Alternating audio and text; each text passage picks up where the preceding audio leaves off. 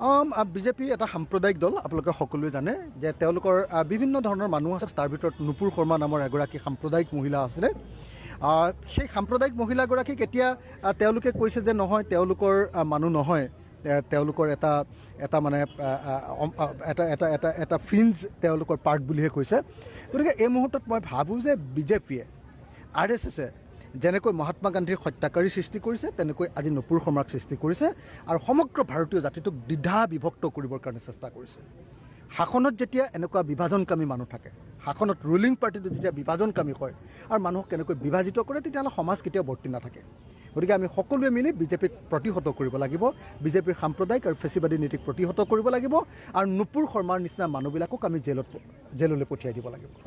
BJP এটা সাম্প্ৰদায়িক দল। আপোনালোকে সকলোৱে জানে যে তেওঁলোকৰ বিভিন্ন ধৰণৰ মানুহ আছে। তাৰ ভিতৰত নুপুৰ শৰ্মা নামৰ এগৰাকী সাম্প্ৰদায়িক মহিলা আছিলে। সেই সাম্প্ৰদায়িক মহিলাগৰাকীক এতিয়া তেওঁলোকে কৈছে যে নহয়, তেওঁলোকৰ মানুহ নহয়, তেওঁলোকৰ এটা মানে এটা ফ্ৰিঞ্জ তেওঁলোকৰ পাৰ্ট বুলিহে কৈছে। গতিকে এই মুহূৰ্তত মই ভাবোঁ যে বিজেপিয়ে RSSে যেনেকৈ মহাত্মা গান্ধীৰ হত্যাকাৰী সৃষ্টি কৰিছে, তেনেকৈ আজি নুপুৰ শৰ্মাক সৃষ্টি কৰিছে আৰু সমগ্ৰ ভাৰতীয় জাতিটোক দ্বিধা বিভক্ত কৰিবৰ কাৰণে চেষ্টা কৰিছে। শাসনত যেতিয়া এনেকুৱা বিভাজনকামী মানুহ থাকে, শাসনত ৰুলিং পাৰ্টিটো যেতিয়া বিভাজনকামী হয় আৰু মানুহক কেনেকৈ বিভাজিত কৰে, তেতিয়াহ'লে সমাজ কেতিয়াও বৰ্তি নাথাকে। গতিকে আমি সকলোৱে মিলি বিজেপিক প্ৰতিহত কৰিব লাগিব, বিজেপিৰ সাম্প্ৰদায়িক আৰু ফেচিবাদী নীতিক প্ৰতিহত কৰিব লাগিব আৰু নুপুৰ শৰ্মাৰ নিচিনা মানুহবিলাকক আমি জেললৈ পঠিয়াই দিব লাগিব। বিজেপি এটা সাম্প্ৰদায়িক দল। আপোনালোকে সকলোৱে জানে যে তেওঁলোকৰ বিভিন্ন ধৰণৰ মানুহ আছে। তাৰ ভিতৰত নুপুৰ শৰ্মা নামৰ এগৰাকী সাম্প্ৰদায়িক মহিলা আছিলে।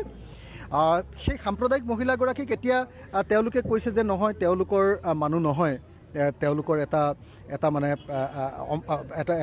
এটা ফ্ৰিঞ্জ তেওঁলোকৰ পাৰ্ট বুলিহে কৈছে।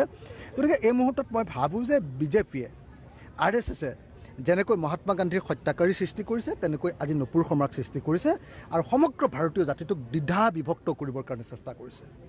শাসনত যেতিয়া এনেকুৱা বিভাজনকামী মানুহ থাকে, শাসনত ৰুলিং পাৰ্টিটো যেতিয়া বিভাজনকামী হয় আৰু মানুহক কেনেকৈ বিভাজিত কৰে, তেতিয়াহ'লে সমাজ কেতিয়াও বৰ্তি নাথাকে।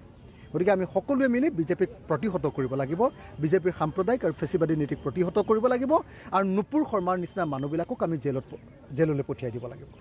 বিজেপি এটা সাম্প্ৰদায়িক দল। আপোনালোকে সকলোৱে জানে যে তেওঁলোকৰ বিভিন্ন ধৰণৰ মানুহ আছে। তাৰ ভিতৰত নুপুৰ শৰ্মা নামৰ এগৰাকী সাম্প্ৰদায়িক মহিলা আছিলে। সেই সাম্প্ৰদায়িক মহিলাগৰাকীক এতিয়া তেওঁলোকে কৈছে যে নহয়, তেওঁলোকৰ মানুহ নহয়, তেওঁলোকৰ এটা মানে এটা ফ্ৰিঞ্জ তেওঁলোকৰ পাৰ্ট বুলিহে কৈছে। গতিকে এই মুহূৰ্তত মই ভাবোঁ যে বিজেপিয়ে RSSে যেনেকৈ মহাত্মা গান্ধীৰ হত্যাকাৰী সৃষ্টি কৰিছে, তেনেকৈ আজি নুপুৰ শৰ্মাক সৃষ্টি কৰিছে আৰু সমগ্ৰ ভাৰতীয় জাতিটোক দ্বিধা বিভক্ত কৰিবৰ কাৰণে চেষ্টা কৰিছে।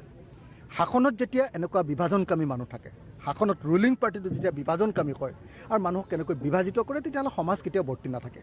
গতিকে আমি সকলোৱে মিলি বিজেপিক প্ৰতিহত কৰিব লাগিব, বিজেপিৰ সাম্প্ৰদায়িক আৰু ফেচিবাদী নীতিক প্ৰতিহত কৰিব লাগিব আৰু নুপুৰ শৰ্মাৰ নিচিনা মানুহবিলাকক আমি জেললৈ